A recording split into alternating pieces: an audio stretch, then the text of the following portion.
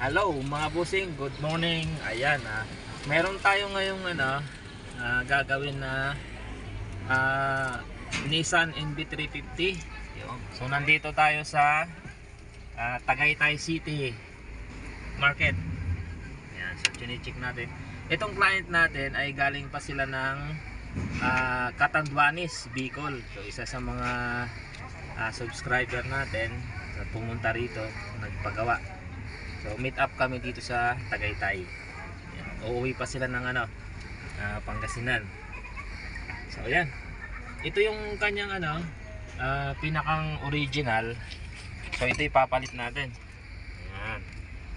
At kakabitan natin to ng 360. Head unit na may 360. Ayan, ito yung kanyang ayan. With 360 siya, 4GB64. So ito yung laki ng unit nya. Tapos ayan, kasama yung panel.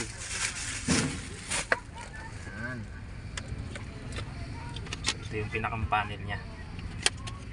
Tapos ito yung kumpara dito sa original. So talagang normal na normal siya. Ayan, wala siyang radyo lang talaga. Kumpara dito sa ipapalit natin, yan, 9-inch, malaki na. Android 13, 4GB64 with 360.